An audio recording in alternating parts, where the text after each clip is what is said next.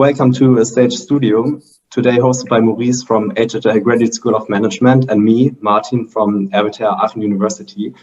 And the Portuguese entrepreneurial ecosystem is definitely on the rise. Not only is Portugal hosting one of the most important tech festivals in the world called the Web Summit, the country has also created 7 unicorns, which is quite an achievement with respect to its population. In fact, measured by GDP, Portugal is among the 5 best unicorn creating countries in the world. And there's a recent Web3 boom due to liberal tax policy for cryptocurrencies, as well as a huge engineering and deep tech talent educated by leading universities like Nova University. And with that said, we are super happy to have 2 people with us today working within this vibrant community. Carla from the Innovation and Entrepreneurship Department of Nova University, as well as Rodolfo, venture capitalist from Armilar Ventures. Hey, how are you guys? Super. Thank you so much for the invitation. Fantastic. Thank you. Very happy to have you guys. So very curious to learn more about what is actually going on in Portugal. Yeah. So maybe to kick things off, can you please introduce yourself to our network? What's your job and what's in your company's role within the ecosystem? Maybe Carla, might you start? Sure. First of all, thank you so much for the invitation. It's really a pleasure to be here today and to be able to talk to you and have Rodolfo here to join the conversation. So I work at the Nova Impact office from Nova University Lisbon.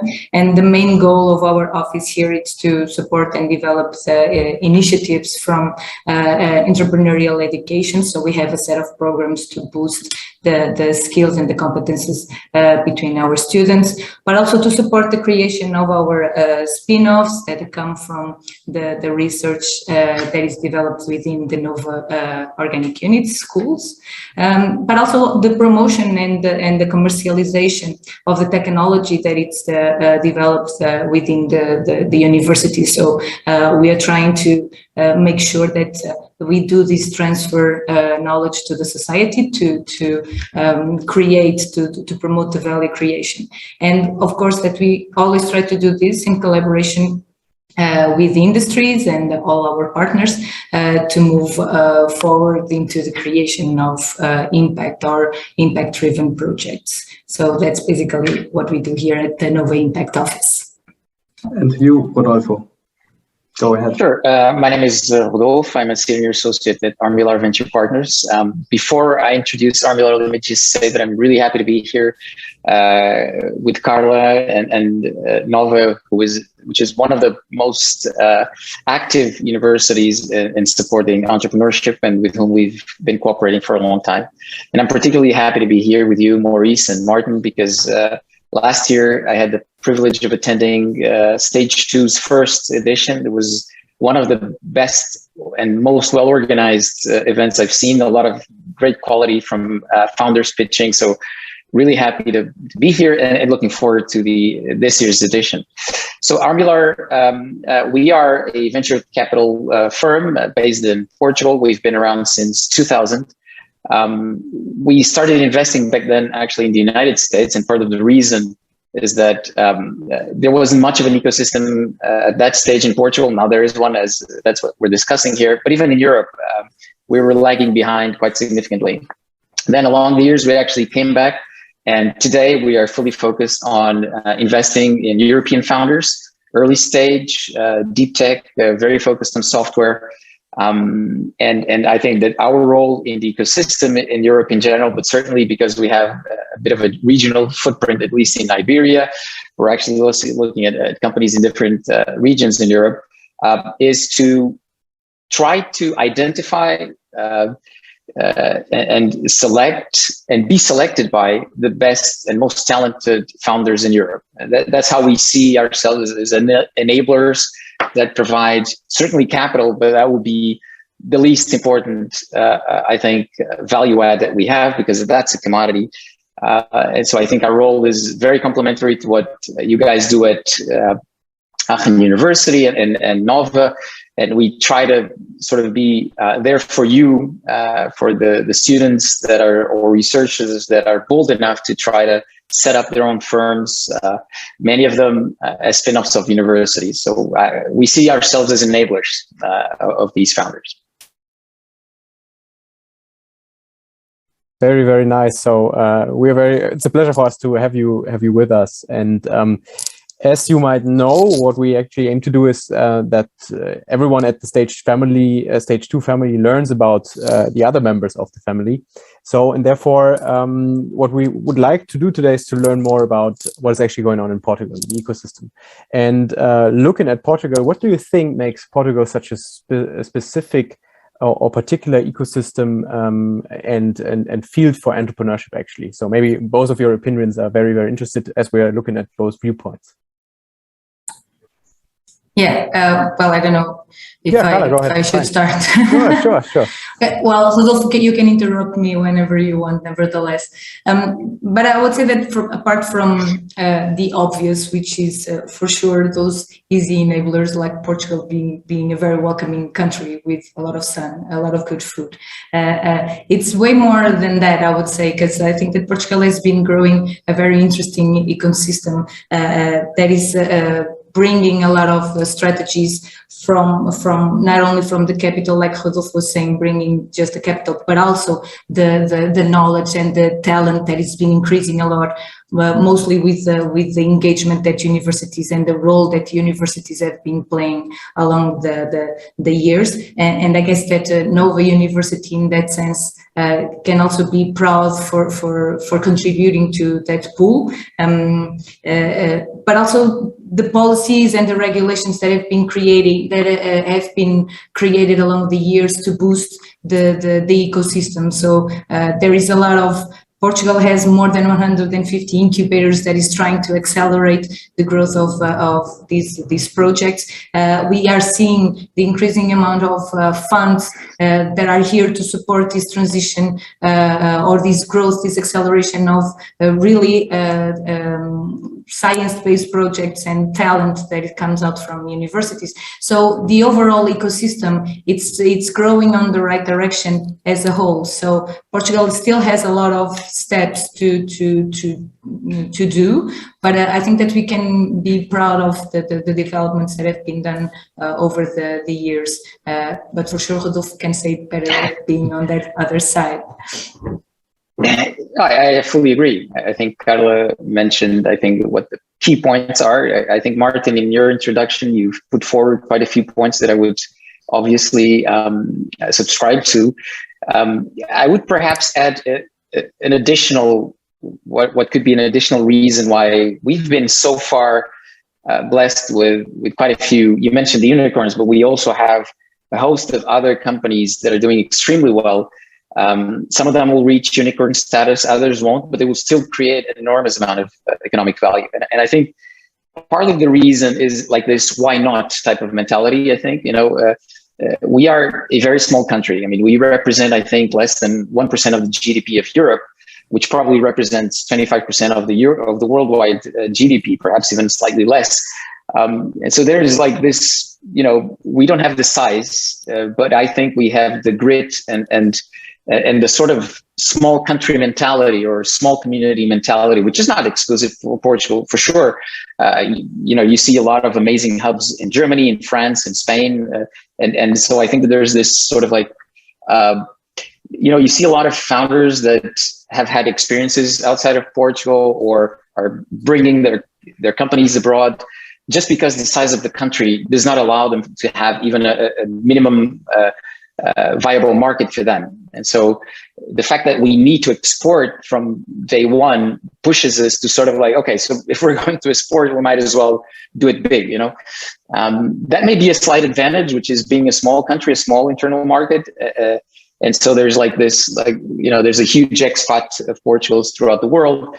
I think this sort of mentality of why not really plays into it. Again, like Carla said, I think we still have a lot to do, by the way. I think, yes, we've been very successful. There are 7 unicorns, that's true. I mean, we have portfolio companies that are doing incredibly well. But I think there's a lot more that can be done. I think we're going in the right direction. But yeah, there are I think that we're just, as long as we're in the Champions League, I think we're good. We'll win some, lose some, but as long as the companies that produce talent in Portugal, they're in the Champions League, that's all where we need to be. Yeah, and we did even add that this comment that Rodolfo just included, it's so true, because Portugal companies would die immediately if they would only look into Portugal context, because we are just like too tiny. So the Portuguese companies, from day one, they already have to start thinking about how to scale outside of Portugal. And I think that that's actually a good, although it's a characteristic that some countries can just produce from themselves. The Portuguese companies, it's mandatory for them to look abroad immediately. And one of the characteristics that actually is good for Portuguese companies is that, for example, English, it's not a barrier whatsoever. So the communication, it's very fluid. And also the knowledge, I was just looking into some data, and I guess that it was around 90% of our founders and entrepreneurs, they have a minimum of a master's degree, and a lot of them PhD degrees. So we are not only producing high quality entrepreneurs, we are also exporting, because another characteristic or another number that I saw was that we have a lot of bright minds going abroad, which is not necessarily a bad thing. I think that sooner or later they come back, but they see abroad as well, and they come back with a new mentality and a new vision and a mindset that it's way more open than when you stuck to your own country. But we also attract a lot of foreigners, students and big communities to work in Portugal because of all these enablers, and because we are creating an ecosystem that it's becoming way more and more attractive. So I think we are making our way into creating the best of both worlds. I think this why not mentality is super interesting in terms of Portugal. And I also thought about what about the big problems of our time concerning climate change, and also Carla, you said it before, your transfer knowledge is for society, it's impact driven, and maybe to add on this this why not mentality from a kind of small country.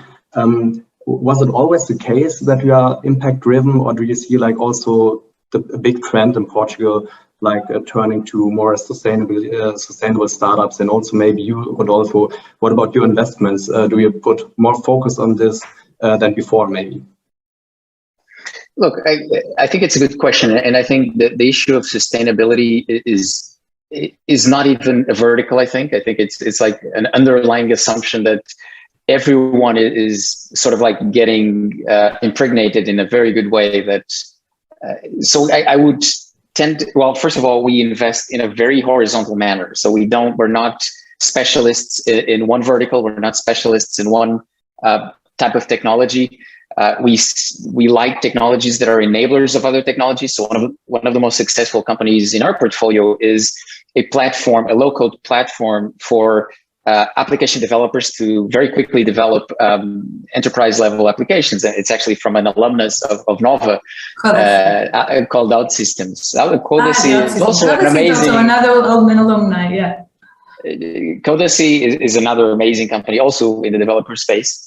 But so what I'm trying to get to, Martin, is I think sustainability is I think hopefully not going to be a vertical for a long time.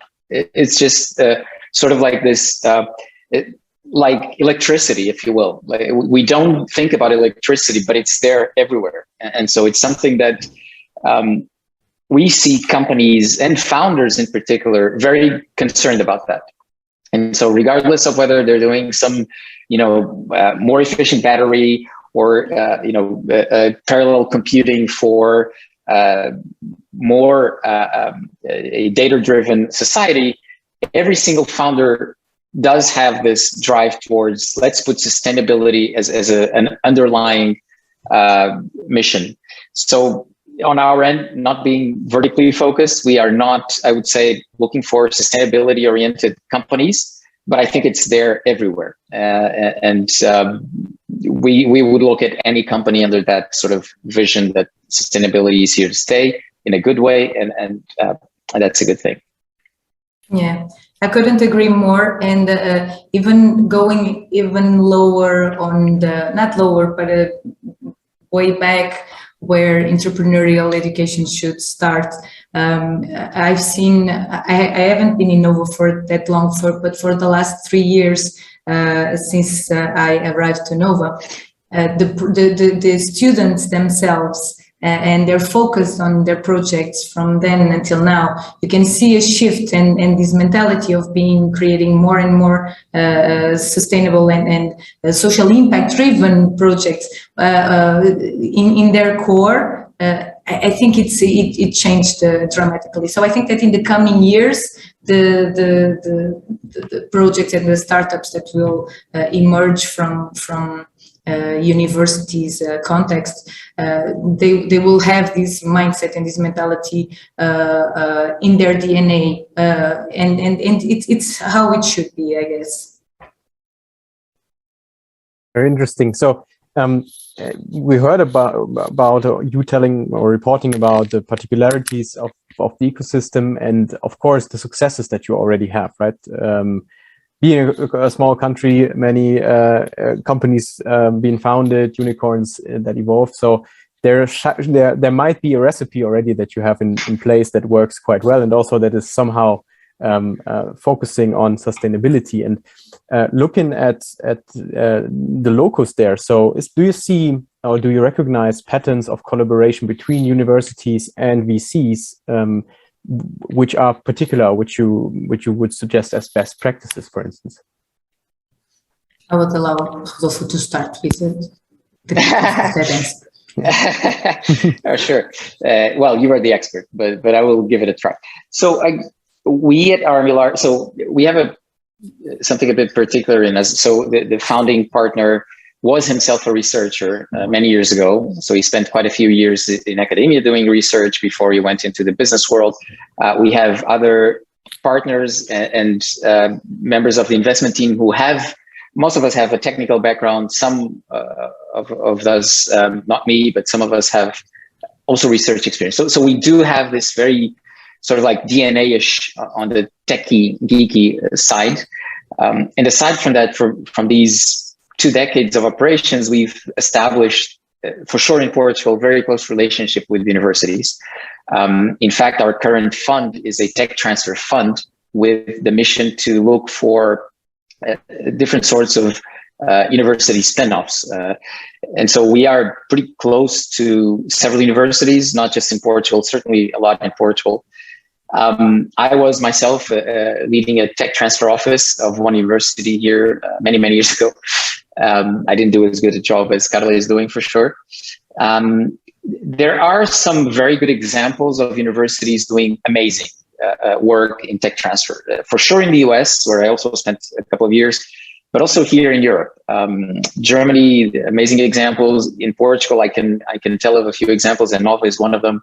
Last week, I was at Nova, the School of Engineering, where they are launching the 2nd edition of a research value program, which is basically, an acceleration program for researchers. I was a few weeks ago at Nova at the rectorship meeting a researcher that is intending to or contemplating creating a startup from their activities. So there's like this very, very close. I think that one of the criteria, if you will, Maurice, for your question, I think is proximity between the people themselves. So unless the people who are in the ecosystem, like VCs, angels, all the players that get involved, I think there's a need for having this personal contact with the people like Carla and Elder and others who are doing an amazing job internally. And it's very important to acknowledge that fundamentally researchers and academics, they tend not to trust a lot outsiders, and they see with suspicion. And I know this because I was in the interface of one of the universities, and I think that's fair. And I think it's actually, I think it's fair, and it's not negative. And so people that are doing Carla's job are instrumental, and I think Martin and Maurice, you guys also have similar positions there, are instrumental to bridge and bring trust to between the researchers and the entrepreneurs to be, and us as investors or others outside. So I think the number one thing really is having these personal contacts established, making sure people trust each other, and then getting things to go in a fluid way. I think there are other more pragmatic things that can be done, more practical ones, like, you know, there are universities that are doing amazing job with incubation, amazing job with acceleration. I remember some of the things that, for example, Chalmers University in Sweden, they're doing amazing things, really smart, and they're outreaching to a VC in Portugal.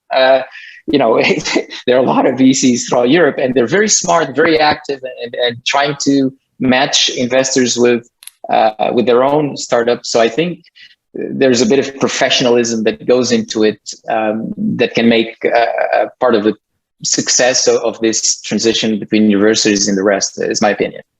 But Carla will know much better than I do.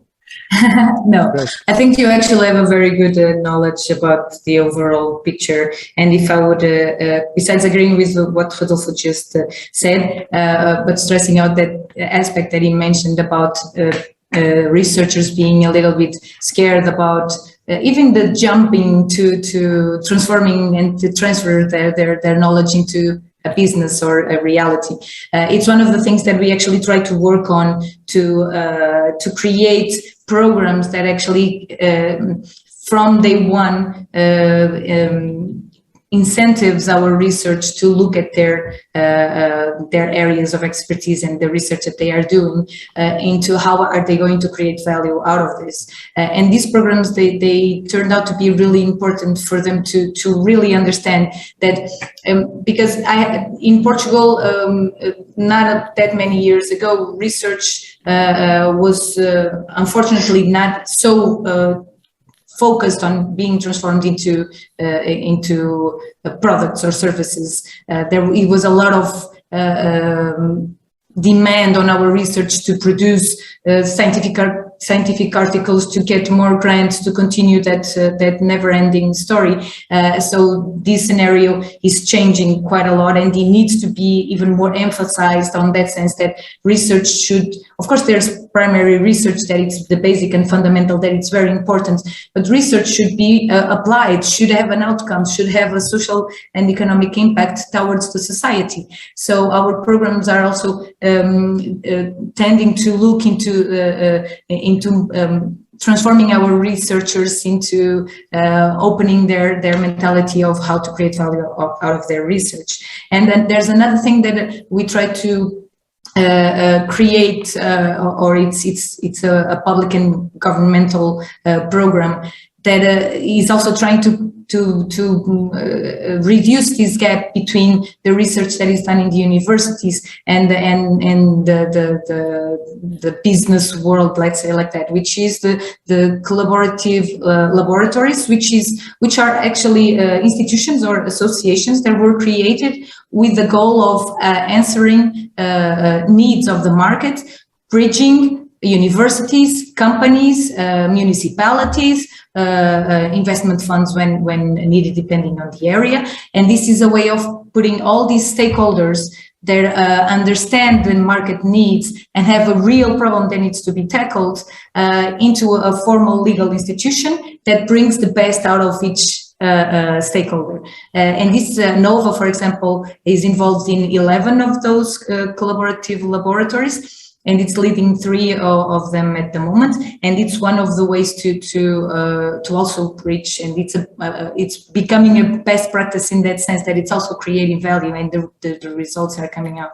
And if I would actually say something that still needs, that has room to improve, I think that, for example, our connection, and especially with the Armilar, we have really close relations, and this is really important. And they are always very eager to know more and to be ready to come to our programs. And see and meet our spin-offs and our startups.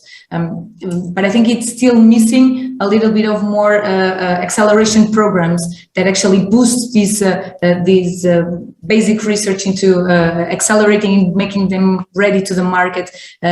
So I think we are doing a good job. There's still room to improve, but I think that we are not missing the links to connect. We're just growing along the way. So, yeah. Yeah, very interesting. So I like the part, or my takeaway was like the important part is that active interface, right? Which is between VC and between universities or entrepreneurship centers, actually not being two instances somewhere there, but really actively also maybe with a close connection with the people actually working together towards that aims. And one big thing today is also about team building, right? So find the right guys for a deep tech team. Maybe is there anything you can share about how you maybe collaborate together on this topic, or where you see where should be more collaborated into that topic? Maybe, Rodolfo, what's your opinion about that? I think you touch upon probably the most critical aspect of deep tech startups, which is for geeks like us, it's very easy to fall in love with the technology, and you're like, it's going to change the world. And the build it and they will come mentality just doesn't work, or at least I haven't seen much of it. And so I think a huge part of what needs to be improved overall, I don't think it's just in Portugal. I don't even think it's just in Europe. Even the US, I think they have a huge challenge and they're further ahead than we are. It really is in setting up the right team and balancing like this obvious technology knowledge that you need to have because you're probably mastering like a Ferrari. Somebody needs to, drive a very fast and powerful car. But at the same time, there are two additional things that I think is difficult, and we need to work better as a whole to help deep tech startups blossom. One of them, I think, is the concept of product development. So I think it's a very different thing to build, to develop the technology until a TRL level that it's, you've de-risked the technology and the science behind it to a certain point that it can now be considered, workable. And then transforming this into a product. And this, typically, it's not the same type of people that do these two things, right? I mean, when you have these very brilliant technologists, they're not used to develop products that real people use and companies are willing to pay for, and the whole maintenance of the product and the customer service. And so that's the first thing that I would say is we should work better with this, which is bring product developers into deep tech companies. And I think this is missing a lot. And the other thing is obviously the business development side. And this is something that, the first sales of deep tech companies will have to be done by the techie guy. I mean, in the other side, there will be another techie guy for sure. He may not be the key decision maker, but he will or she will put that into somebody who understands the language. And unless you put during the sales process the very techie guys talking to the very techie guys, nobody's going to trust that because nobody understands. But it's not enough, and so you need somebody who understands sales processes, somebody who understands managing the full, the pipeline between qualify to engage, to negotiate, and to contract signature, and then beyond that. And I think this is completely counterintuitive to what a researcher is used to. Some researchers that we know have made this transition, and that's brilliant when you can get that. It's magic. But it doesn't have to be. And so I think a fundamental role of universities, accelerators, ecosystem players, I think is to magically find or help find these teams. And there are some activities going on that are smart. So in the US, they tend to mix a lot MBA students with engineering students. I know that Chalmers, again, I think they're a great example in many ways, do this. I think you guys in Aachen are doing an amazing job. And Nova has this opportunity as well because they have brilliant engineers as well as a brilliant school of management. But this needs to be done a lot more, I think, which is help get these initial teams together and not have these really, really geeky organizations and help them transform into actual businesses. Because companies buy from companies, they don't buy from technologists out there. And this is the key, I would say, and Maurice, you've come up with it, and it's true. I think that's where we're still failing as a whole. Yeah. Carla, what's your take on that? So looking at working with startup teams actually and seeing their development from scratch, basically, what you can observe and maybe where that interlinks with what Rodolfo just said. Was that to me or to Martin? Yeah, it's to you. Because for some reason I thought Martin. It was like, okay, sorry, no.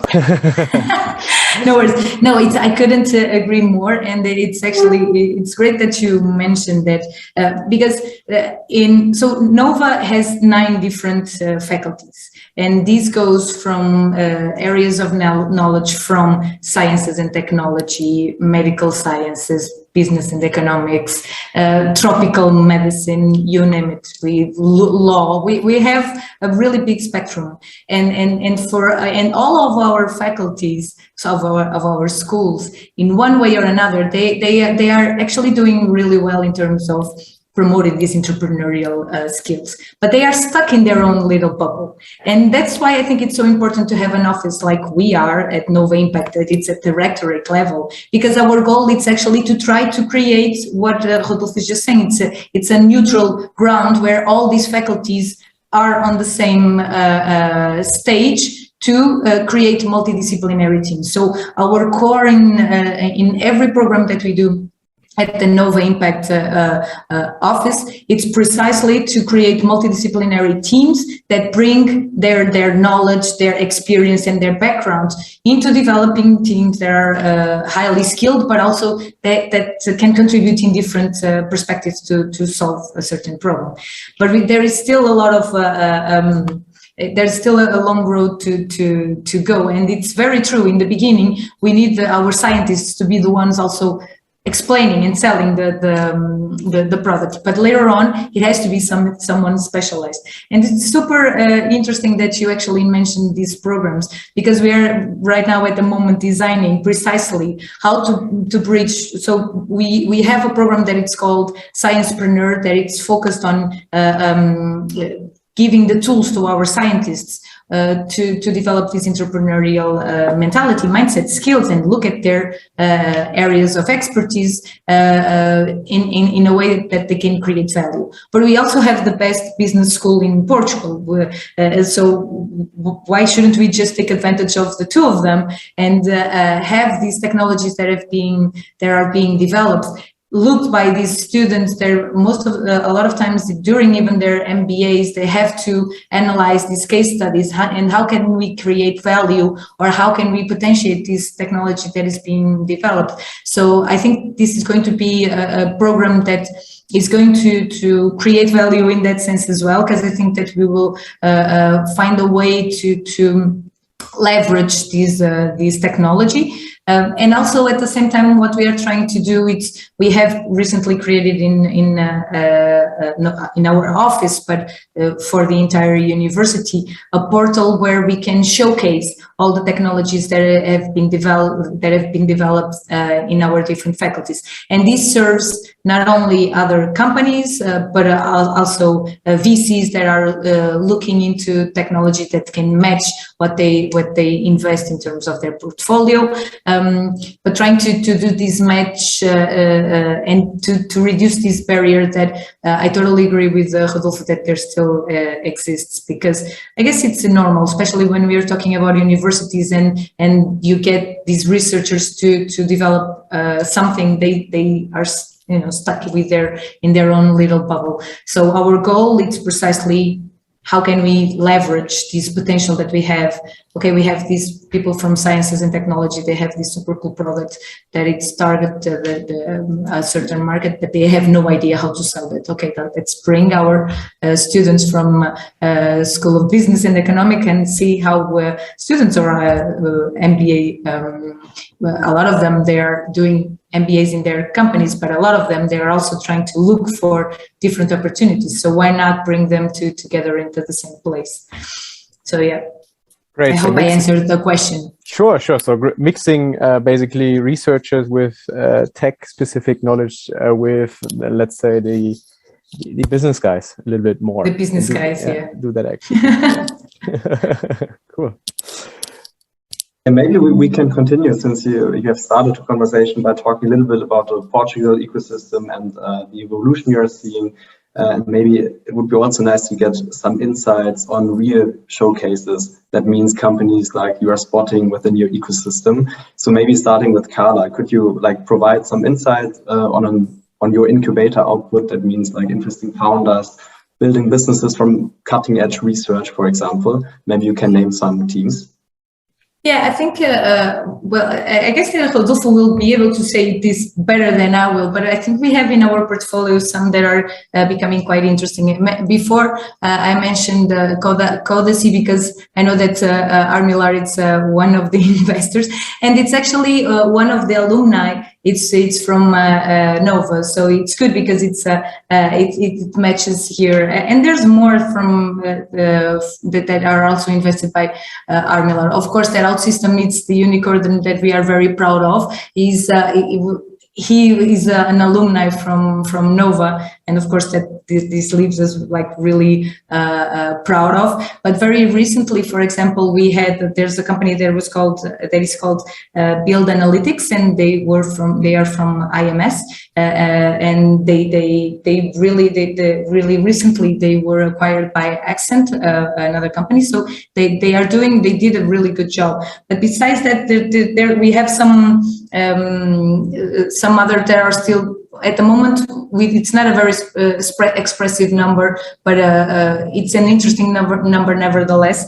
We have recognized spin-offs. We have 18, but we have more than 100 startups that have Nova ecosystem. So it's quite impressive, I would say, because Nova is still the youngest public university from here in Portugal, here in Lisbon. So it's a growing market. There's still a lot of way to go, but there's some interesting companies that are emerging. Let me see more.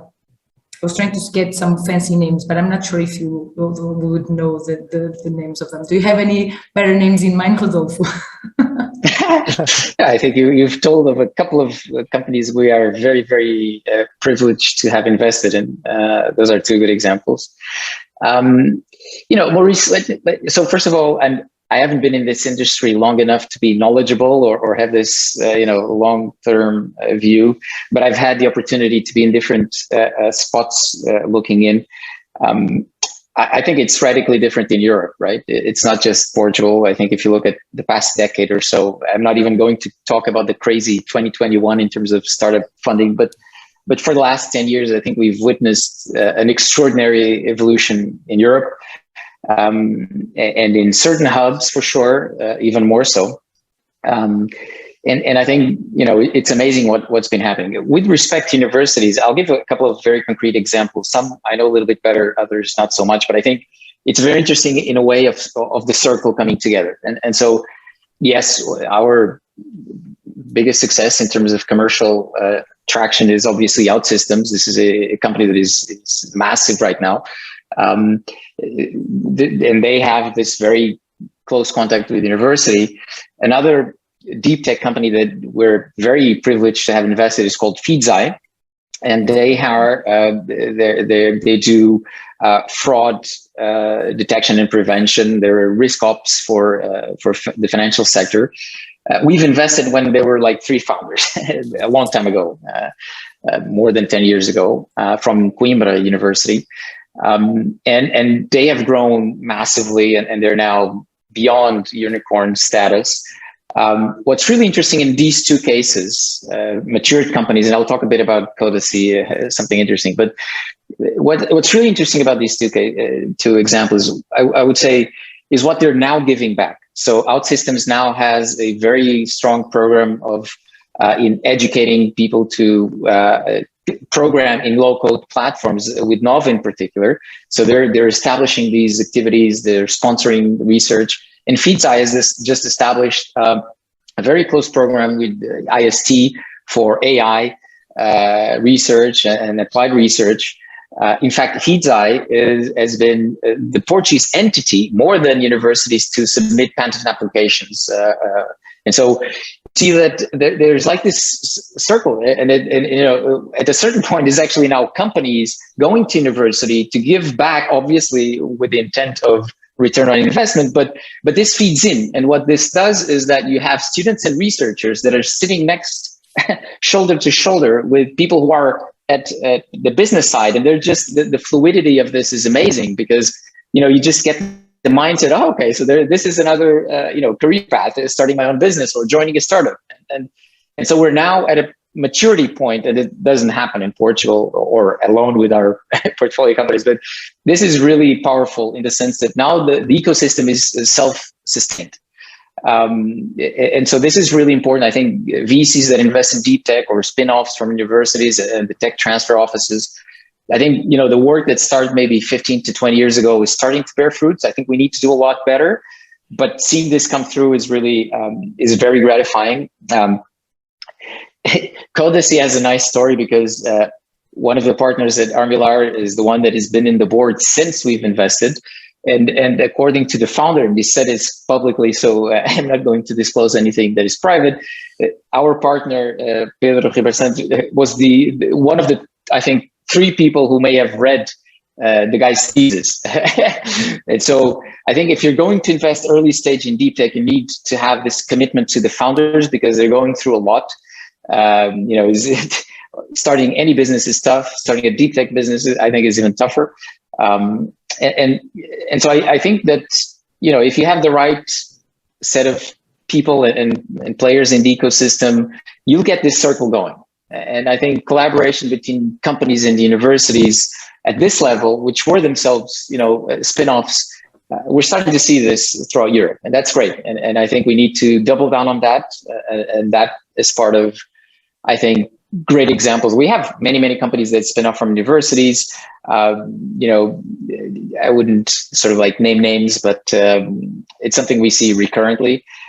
I think we're at a maturity stage from researchers and students and tech transfer offices where we can take it to the next level. I don't think we've seen the best yet in terms of what Europe can do. Quite the contrary. I think, you know, we're just getting started, and I think results will come at a very high pace. Having said that, I do believe that the US still is leading. I think they have a cultural advantage to their side in many respects. I think universities are much more open to entrepreneurship. Rules that have been established there for a long time have fostered their ecosystem is a bit ahead of us. I think some of our rules are not ideal. Some are actually bluntly stupid, like stock option regulation. Yeah. But I think, you know, in time, I think we're going to get there by having these trailblazers showing that you can do really cool stuff if you try to bring your technology to market. Yeah, totally agree. And just to complement on the things that also need to improve, and following up a little bit on what Rodolfo was just saying, these big companies that are giving back into also promoting and investing into accelerating projects and investing in entrepreneurial programs. It is one of the things that still needs, or there's space to improve, I think, still in Portugal. We have a few, this participation, most of the research and development that it's done in Portugal, it's still coming from public funds, but it's coming more and more that companies are doing. We have a couple of big companies that invest in research and development, but I think it needs to be more. So more companies participating in the development development of technology or services or products that are targeting or answering a specific need. So it's good to see that these companies, especially the ones that were already generated in this university ecosystem, are or have this mentality and this mindset, are giving back. And in the coming years, I think it's going to be more and more common. And for sure, some things that in terms of culture and the way things are so close here in Portugal tend to be a little bit of a backdrop. But I think in the coming years, this will have a room for improvement. It has to. I think there's not an option in that sense. Nice, very nice insights into what is going on and where we could potentially develop, and also looking at the ecosystem. I mean, looking at your ecosystem in Portugal, what do you see has developed? Of course, recently we talked, but will develop maybe in the next 5 years, where you're particularly curious or looking forward to. Actually, is there already some developments that you see that might have a very positive impact, let's say? Well, I would say that the ICT area, well, all these areas that Armilar is also investing. We are actually, in terms of this digitalization, Portugal is doing really, really well. I don't know if Rodolfo agrees with me, will know better, but I think we are doing really well. And it's one of the market that needs to grow and will grow. And I think it's also going to be one source of attractiveness of other businesses here to Portugal. And also the health area. We see a lot of startups growing in this area, and even in Nova, which is kind of curious because it's one of these areas that recently was never not as much seen as one area that you would find a lot of entrepreneurs, at least not here in Nova ecosystem. You would see the Nova Medical School would produce doctors to be in the hospital, and this is changing quite a lot. We are seeing they becoming more and more entrepreneurial and with more and more education and focused on creating impact. I think it's one area that it's also going to grow exponentially in the coming years. Nice. Rodolfo, how about you? Yeah, well, we're not in the business of guessing the future. We're in the business of helping those who build it. So I try not to forecast too much. But look, I think one of the things that need, what will make any sort of hub successful, country, city level, whatnot, is exposure to competition. Right. So the fact that we've gone remote so suddenly, the fact that, there are VCs coming into Portugal to invest in Portuguese companies, and we are going into other countries to invest in those countries. We have foreign students in our universities at large scale, and vice versa. We have a lot of Portuguese students and researchers going into other countries' universities. I think what you'll see is a very natural selection that the market will dictate which hubs are going to be more productive. I think that in the end of the day, yes, having a nice weather is great, and good food and etc. But I don't think that's enough. I think it's really a bit of not making a lot of mistakes from the government side. So first of all, don't make mistakes. It's great if governments don't make mistakes. They don't have to do a lot of good things well. And then I think it's about creating these opportunities for founders, for universities, us as investors. If we invest in Portuguese companies with the same criteria and as if we were investing in any European country, then the best Portuguese companies will be invested by us or by other investors. And that's how you create and foster an ecosystem. When I went last year to your event, I was amazed with what I saw, right? And there was no barrier between people from different hubs. I mean, these guys were all like Champions League, and they were doing all founders from very different countries. So I don't think that there's competitive advantages of countries, of course, but I do believe that it will be very natural. And it'll be up to the people that, want to build companies wherever they are.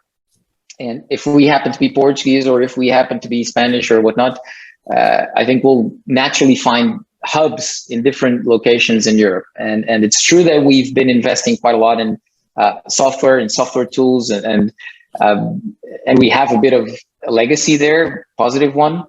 I think we just need to invest in the best people that the market defines as the best people. And if we continue to do this, and the basis we have, universities producing amazing talent, I think we'll all be okay. But in the end of the day, I think there's very little that, there's very little from the top down that you can do.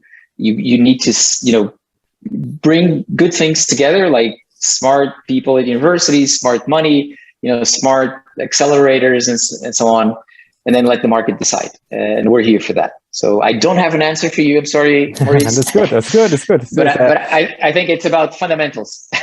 yeah, sounds good. And we're all looking and shaping actually. So in both ways, right? So what is actually going on? Yeah.